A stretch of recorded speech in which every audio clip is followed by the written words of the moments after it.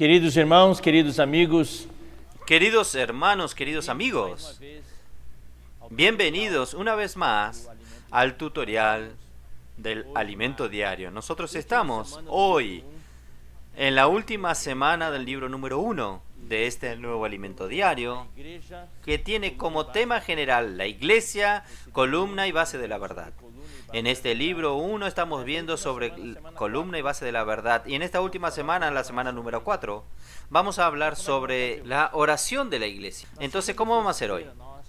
En el lunes y martes hicimos un cierre del encargo de la semana pasada.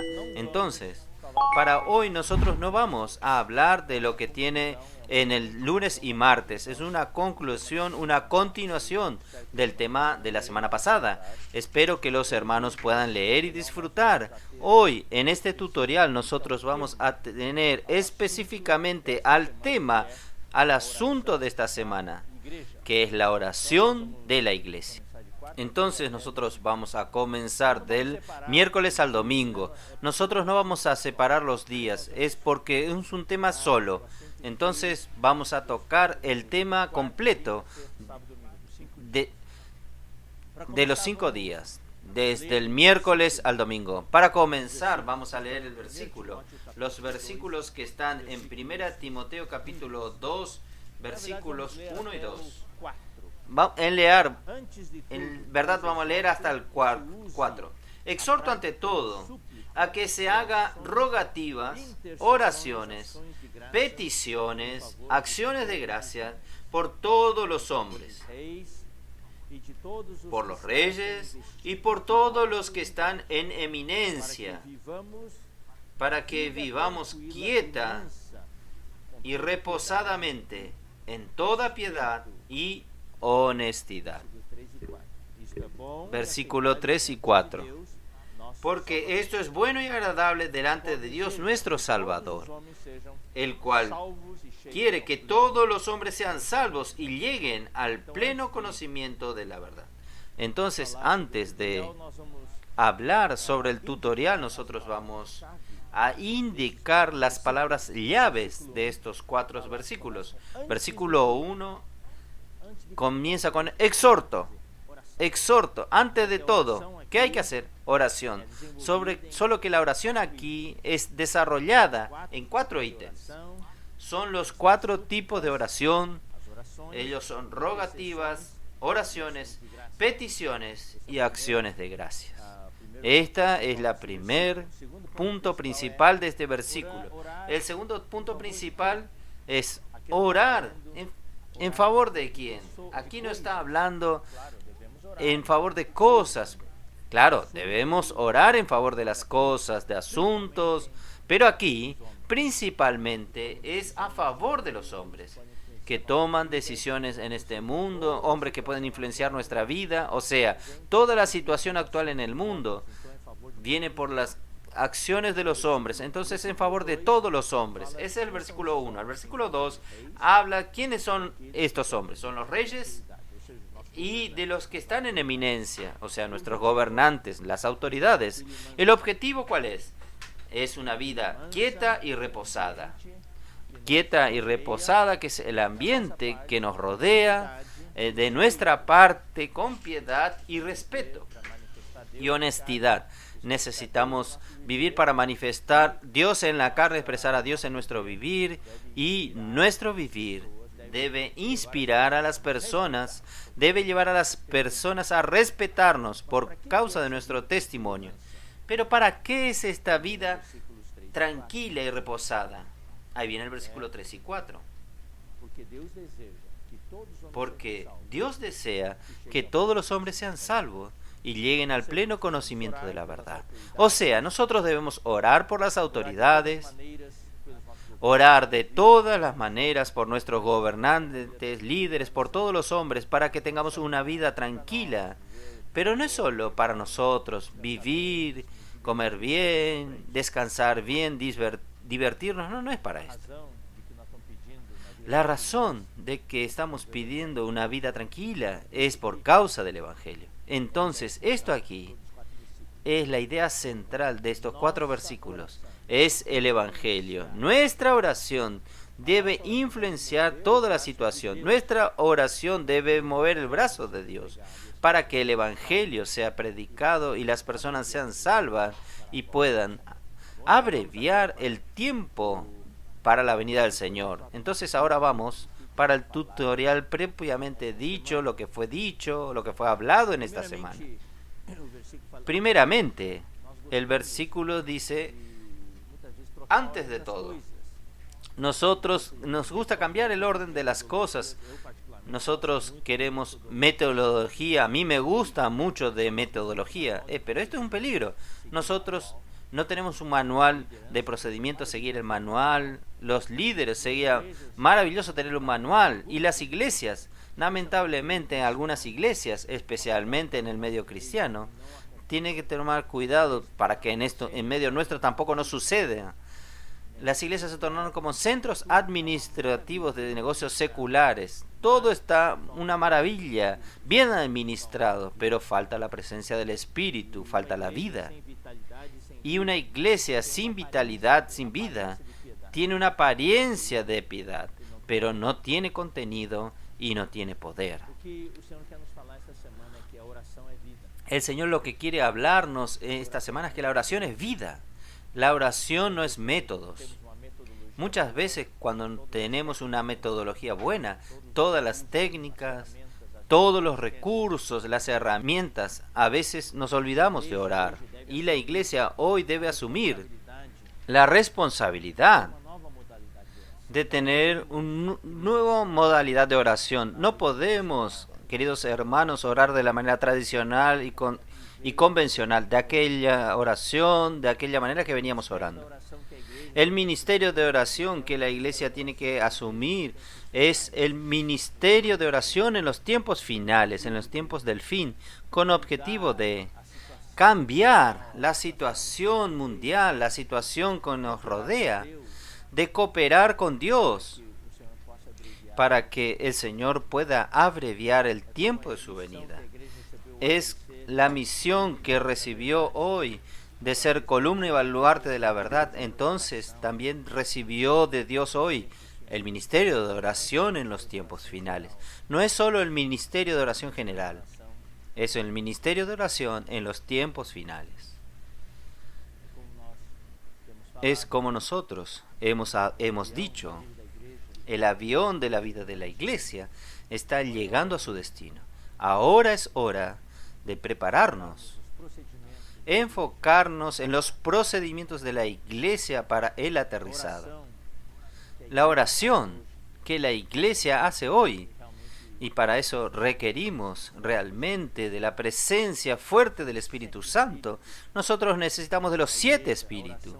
La iglesia, la oración hoy debe afectar el destino de la humanidad, debe afectar toda la situación actual. Nosotros no nos envolvemos con política, no nos candidatamos para política. Nosotros no queremos hacer debates en las redes sociales. Eso solo engendran conflictos, enemistades. Lo que nosotros queremos, orar. Nosotros somos la iglesia en Filadelfia. Tenemos poca fuerza. ¿Qué tipos? Poca fuerza física, poca fuerza política, poca fuerza social, poca fuerza económica. Pero nosotros tenemos la presencia del Señor. Nosotros tenemos la palabra. Nosotros tenemos el Espíritu, nosotros tenemos su nombre. Nosotros somos despreciados, casi somos insignificantes en el medio cristiano, pero nuestra fuerza debe estar en la oración.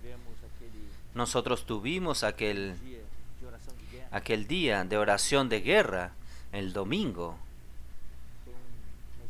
Fue una experiencia maravillosa. Entonces varios hermanos preguntaron, ¿va a ser solo un día? No, las iglesias tienen libertad. Pueden hacer todos los domingos o algunos domingos. Las familias también tienen libertad para hacer esta oración de guerra. La iglesia como un todo puede prácticamente proclamar días de oración y ayuno.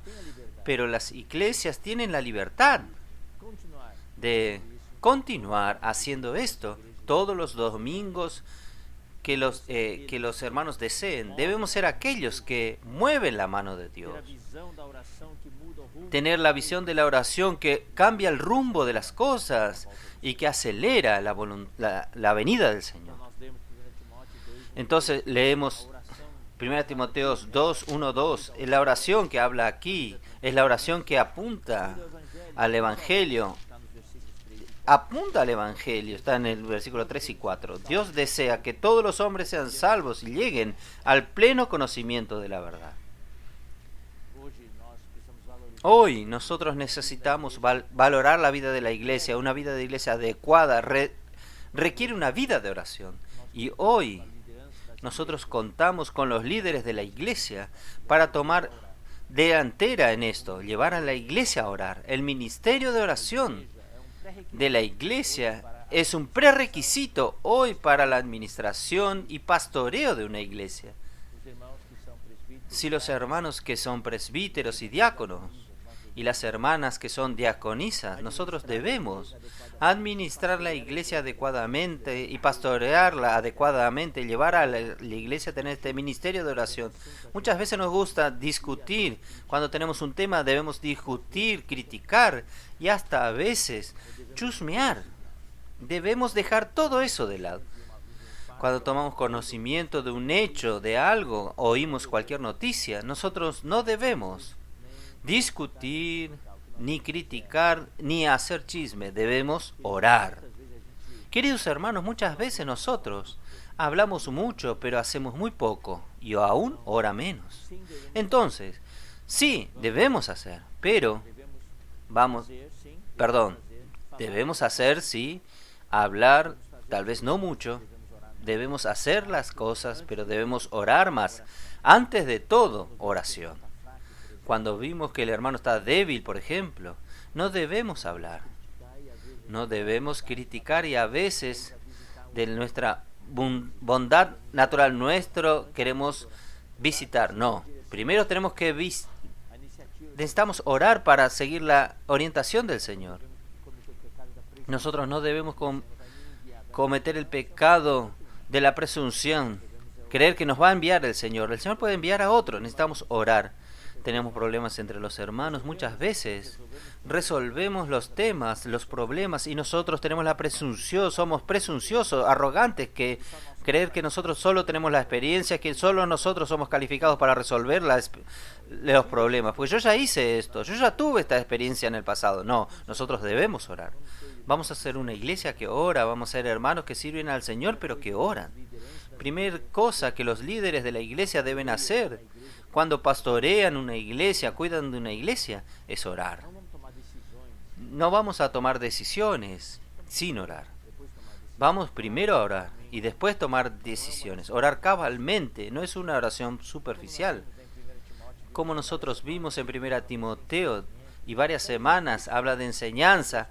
Hasta en esto tal vez cometamos el error de queremos enseñar primero. No, antes de enseñar debemos orar.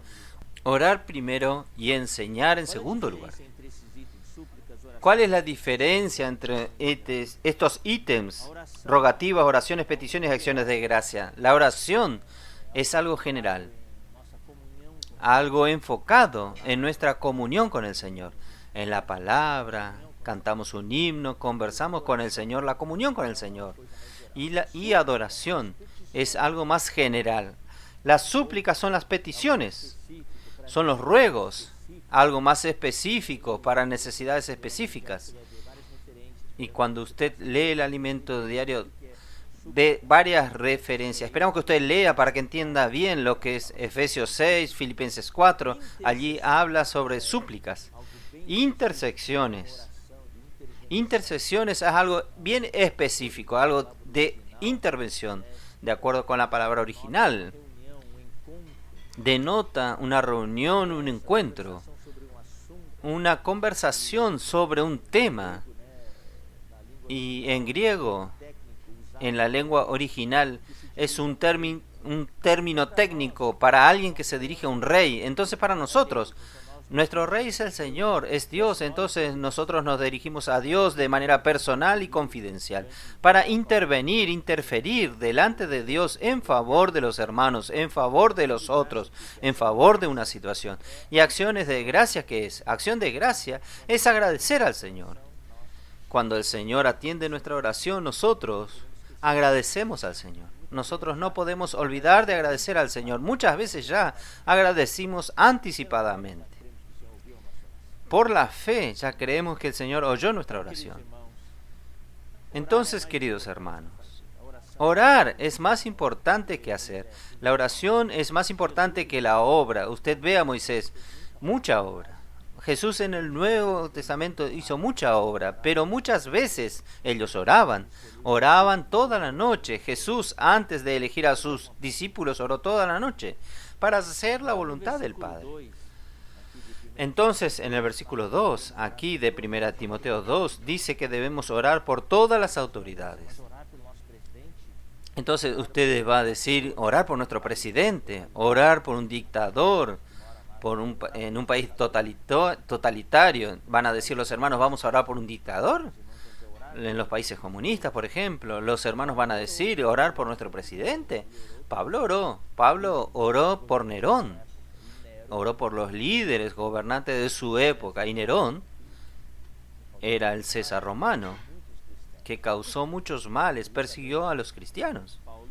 Y también Pablo fue martirizado bajo la mano de Nerón, y Pablo oró por él. Y también por causa de la oración de los gobernantes, Dios movió los hilos y proveyó que Pablo quedase en la prisión, no envuelto en la obra de evangelización como hizo en el comienzo y para levantar la iglesia y cuidarle, sino que Dios le dio a él el ministerio epistolar. Él tenía que escribir lo que él vio. Entonces fue la manera que Dios encontró para que Pablo pudiese escribir. Porque si nosotros hoy no estaríamos ni hablando de estas epístolas hoy. Entonces las oraciones funcionan. Debemos orar por nuestros gobernantes. No importa si a usted le gusta o no le gusta. Nosotros debemos orar por nuestro país. Para que Dios de alguna manera pueda intervenir. Para que tengamos paz, para que podamos predicar el Evangelio. Y cuidar de nuestra familia. Tener la vida de la iglesia. Principal objetivo es predicar el Evangelio.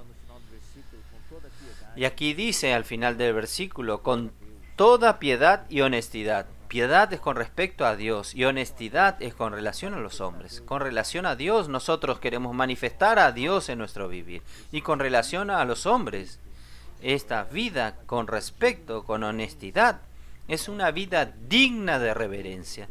Es una vida que inspira respeto a los otros. Una vida un vivir noble, venerable, honorable.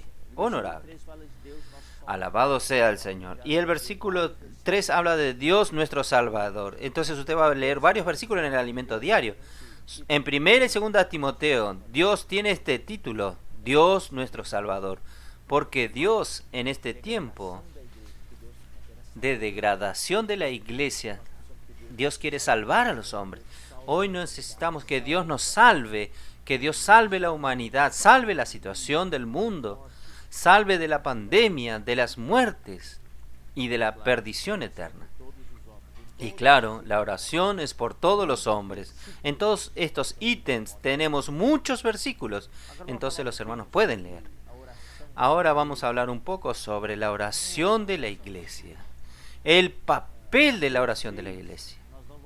Mateo 6, nosotros no vamos a leer, pero ustedes todos conocen el versículo 9 y 10, cuando el Señor enseñó la oración, enseñó a los discípulos a orar. Él dijo así: sea hecha tu voluntad, se haga tu voluntad, hágase tu voluntad, así en la tierra como en los cielos. Entonces, lo que está sucediendo, vemos aquí que de acuerdo con este versículo, la voluntad de Dios es hecha en los cielos. Y la oración del Señor Jesús era que se haga aquí también en la tierra la voluntad que es hecha en los cielos. Entonces, para que los hermanos puedan entender, es lo siguiente.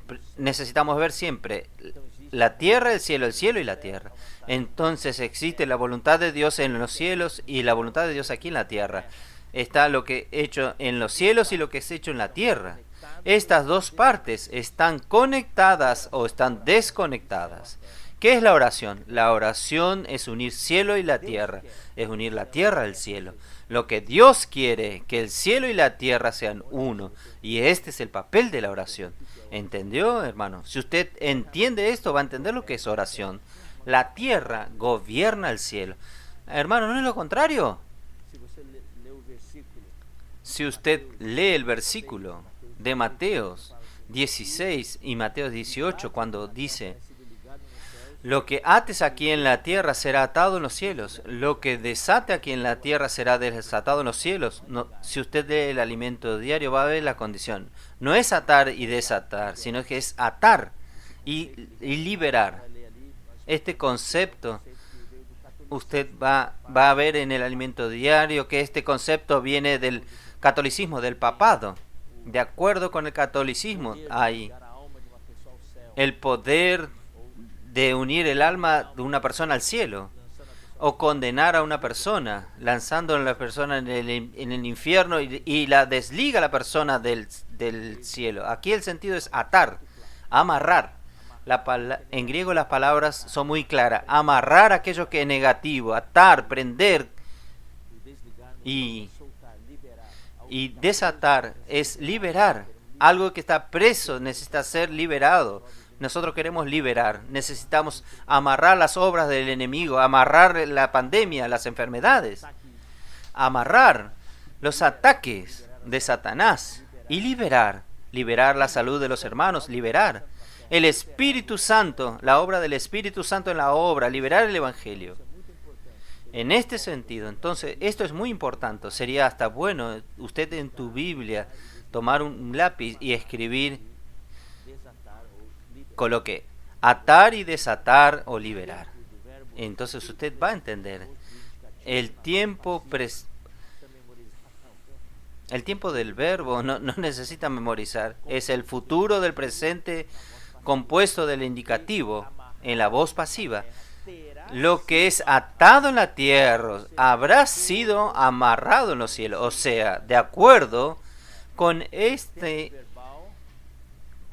tiempo verbal, es el presente que ya es traído, el futuro que ya es traído al presente. O sea, habrá sido atado en los cielos. O sea, ya fue atado, pero es algo que es del pasado, pero es en el futuro. O sea, está solo esperando a la iglesia a orar.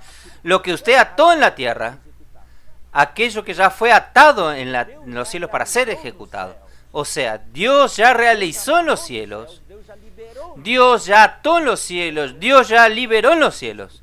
Solo está esperando la oración de la iglesia para ejecutar en la tierra. Dios ya hizo en los cielos, ya está en el pasado.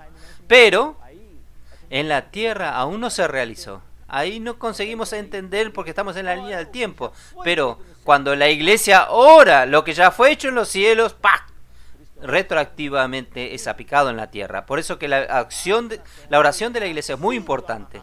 Lo que ate en la tierra será atado en los cielos. Quiere decir que ya fue atado. ¿Por qué está en el futuro? Él está esperando la oración de la iglesia. Cuando la iglesia no ora, no viene a la tierra. En el cielo ya fue realizado. Porque Dios no está limitado por el tiempo. O sea, queridos hermanos, lo que Dios quiere hacer, si el hombre no quiere, si el hombre no quiere cooperar con Dios, Dios no consigue hacer, Dios no va a hacer. Nosotros no podemos forzar a Dios lo que Él no quiere. Pero el hombre, nosotros ciertamente podemos impedir que Dios haga lo que Él desea hacer. Voy a repetir. Nosotros no podemos forzar a Dios a hacer lo que Él no quiere, pero nosotros podemos impedir, por falta de oración, de cooperación con Dios, podemos impedir que Dios haga lo que Él desea hacer. En los cielos, quien decide es Dios. Dios ya decidió, ya hizo, ya ató, ya liberó, pero en la tierra, quien decide es el hombre. Miren, la experiencia en el tiempo de Moisés era así. En el cielo, quien decide es Dios, en la tierra, quien decide es el hombre.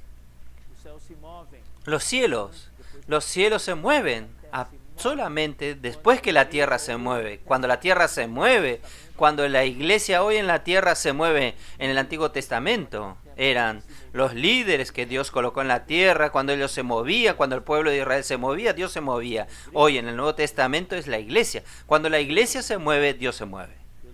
Dios está limitado por el hombre en el tiempo y en el espacio.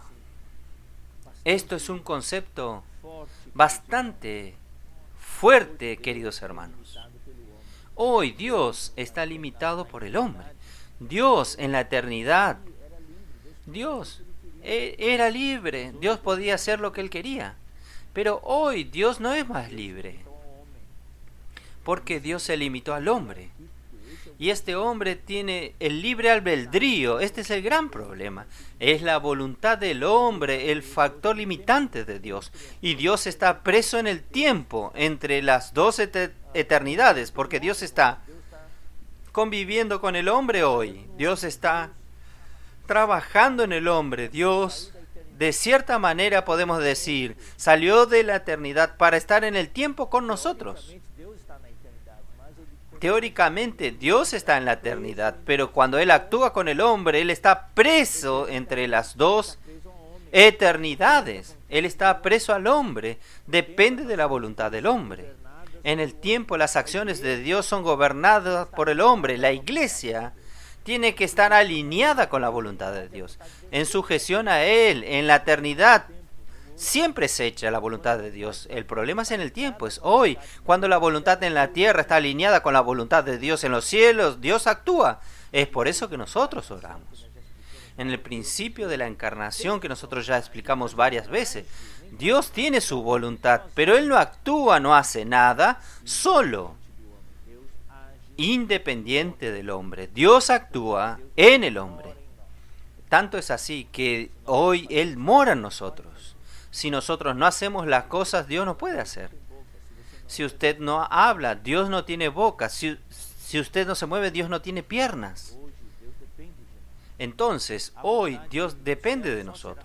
La voluntad en los cielos solo será hecha en la tierra cuando haya tal voluntad en la tierra, cuando la voluntad en la tierra por la iglesia esté alineada con la voluntad de Dios en los cielos. Este es el ministerio de la iglesia, el ministerio de oración. Muchas veces nosotros creemos que tenemos el ministerio de predicar el evangelio. Claro, predicar el evangelio es importante, pero el ministerio de la iglesia hoy, más importante que de todos, es el ministerio de la oración, que voy a definir ahora.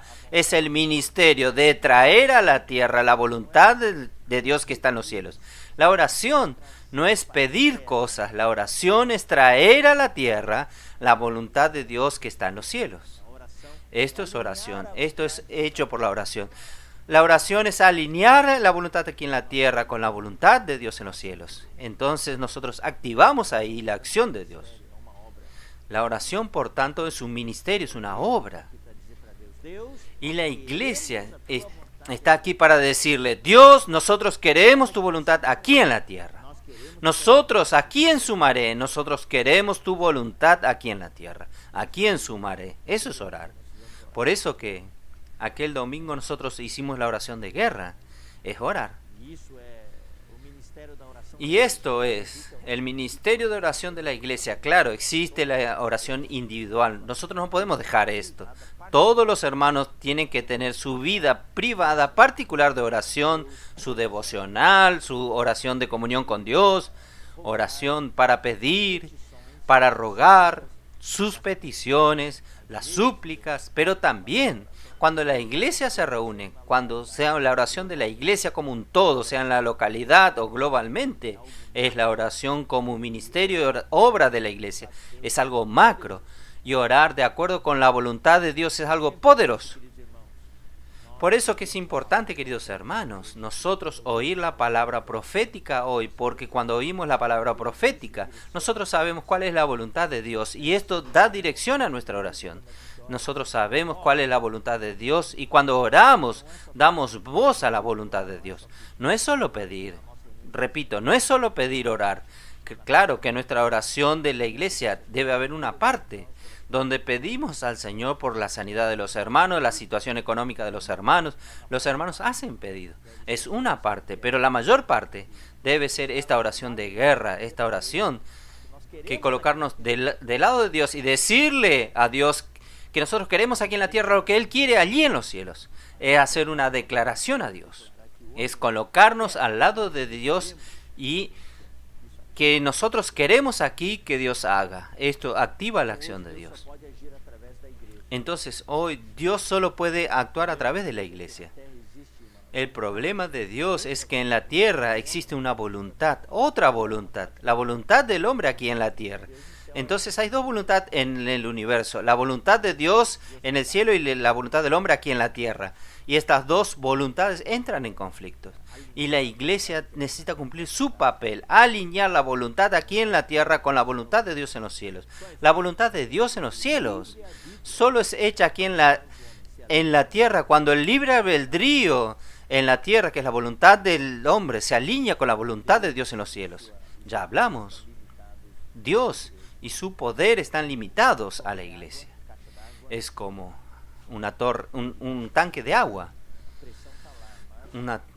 Y el caño, la presión está en el tanque, pero cuando el caño está tapado o la canilla está cerrada, la presión del agua es retenida. Aquella presión tiene el agua, pero necesitamos aliviar la presión de la iglesia y abrir las compuertas para que la voluntad de Dios pueda salir y pueda inundar al mundo. Alabado sea el Señor. Entonces, concluyendo, la oración no es pedir a Dios para hacer lo que nosotros queremos. Muchas veces en el medio cristiano, esta es la oración. Es estar insistiendo, pidiendo a Dios que haga lo que nosotros queremos. No, la oración de la iglesia es pedir a Dios lo que Él quiere hacer. Es declarar en la tierra la voluntad de Dios en los cielos. Para eso necesitamos ser unánimes. Necesitamos ser unánimes. Todos nosotros necesitamos concordar, derrubar nuestras barreras, colocar de lado nuestras diferencias y orar juntos. La iglesia es un canal de la salida de la voluntad de Dios y no debe ser ocasional, de vez en cuando. Por eso esta oración de guerra no debe ser algo ocasional. Si podemos hacer esto constantemente, no es algo fragmentado. Esto es un ministerio. El avance de la obra depende de esta oración de la iglesia. Y nosotros necesitamos orar grande, alto. Efesios 3:20 dice, Él puede hacer infinitamente más allá de lo que pedimos y pensamos, mucho más. Necesitamos orar grande. Y la palabra profética nos da esta dirección. No es una cuestión de frecuencia, de cuántas veces oramos, o el número de personas que oran, o la duración. Debe orar 1, 2, 3, 4, 5, sino es de peso. La oración que abre el camino para la segunda venida de Cristo. Hoy, si usted quiere usar la ilustración que existe en la parte judicial, en el sistema de tribunales, hay pilas y pilas de procesos esperando ser despachados. En el cielo hay pilas y pilas de cosas que Dios quiere hacer, que están amontonadas allí. ¿Por qué? Porque no hay nadie que despache aquí en la tierra. Entonces nuestra oración tiene que ser despachar todo lo que Dios quiere hacer y ya hizo. Alabado sea el Señor.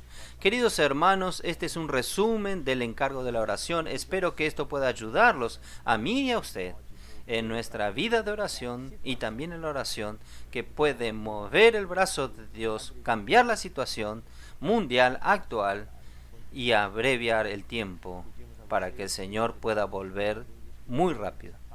Pedimos a ustedes, queridos hermanos, queridos amigos, que compartan esta página, se inscriban en el canal de Instituto y también haga su comentario de cómo este tutorial lo ayudó a usted.